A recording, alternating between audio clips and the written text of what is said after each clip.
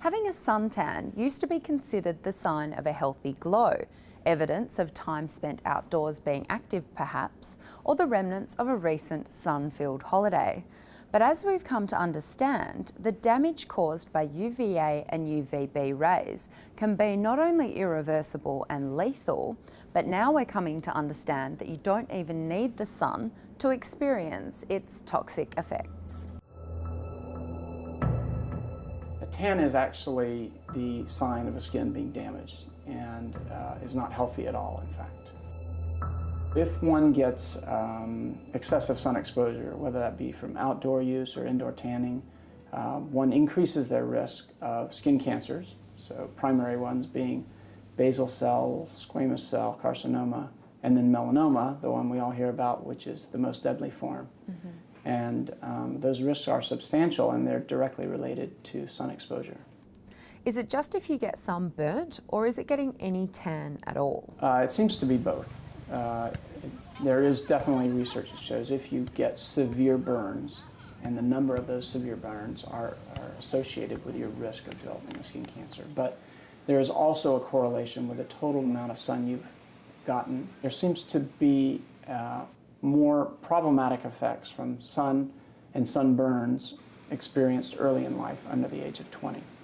So what's the difference between laying out in the sun and using a sunbed? It seems to be quite common that when people use a sunbed, they actually get sunburnt. Over 50% of people who regularly tan have received burns, and there are, I think, around 3,000 emergency room visits a year for people who've been burned in sunbeds. They both contain UVA and UVB radiation, both of which are associated with skin cancer, premature aging, cataracts. So in terms of the qualitative differences, not much. Quantitative differences, sometimes you can actually get a lot more ultraviolet exposure in that sunbed environment. It's just not regulated very well, so of course anything might happen. If you're going to a sun tanning salon, you have no idea what equipment that is, how well it's working, when was the last time it was checked and calibrated. You don't know, as a person walking into that salon, what you're about to get, and that's why people frequently get burned. This is a carcinogen and should be regulated like other carcinogens are. You know, when we hear about a small amount of some carcinogen that's made its way into the drinking water, we immediately take big steps to stop that from happening, rightly so. And yet we allow suntanning salons to continue unregulated. The American Academy of Dermatology does believe that these should be banned. I don't know that we're at that point yet.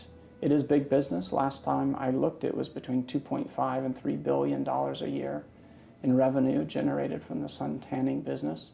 The US might not be ready to ban solariums, but other countries are, including Brazil and Australia, with many more to do so in the near future, and even more banning their use in people under the age of 18. So if laying in the sun is no good and solariums or sunbeds are worse, what about other forms of sunless tanning, like spray tans? Aside from the occasional rare reaction to the chemical, they seem to be very safe. And we would certainly recommend somebody go down that route as opposed to go down the route of getting ultraviolet light.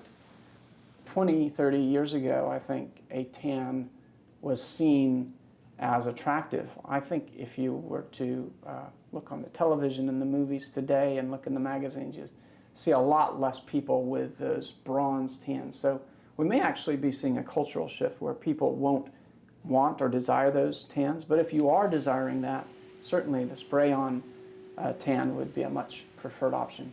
An important point to remember, though, is that you're not protecting yourself from the sun with that spray-on tan to any significant degree. I think a good rule of thumb is if you can get people to apply sunscreen in the morning, you know, they brush their teeth, they put on their makeup, whatever, and they put on a sunscreen. If their makeup has a sunscreen, that's great. For people who are not knowingly exposing themselves to the sun, that's probably great. Now, if you're going to knowingly be going out into the sun, let's say you're going to walk 5 blocks to lunch and you know it's a hot sunny day, then put on your hat, put on an additional layer of sunscreen before you do that. A a significant amount of the sun that we do receive these days is unintentional and just part of daily life, and it isn't necessarily sun tanning at the beach. So if someone's sitting at home watching this and they've had significant burns or they've used sunbeds, especially in their younger years, what do they need to do? Who do they see? Go and see a healthcare professional who can give them advice and give them a skin examination. If that's a dermatologist, that's great. They're the experts in the skin. In many cases, they'll need to see a primary care physician based on whatever medical plan they're with. That may subsequently lead to a dermatologist visit. But the really importance of that visit is that they can be examined, and they can also be taught simple rules, how to look for a skin cancer, how to look for a melanoma, for instance. What's the difference between a mole and a melanoma? That education, as well as that examination, is really important. And we recommend an annual examination for people for skin cancer and think that that's a good idea. That may or may not be available to all people, but at any rate, if they can at least get in that first time, get the education that they need so that they can take the initiative to be examining themselves on a regular basis. And certainly if they're seeing suspicious lesions, get to their doctor. For more information on protecting your skin, head to the Tonic website.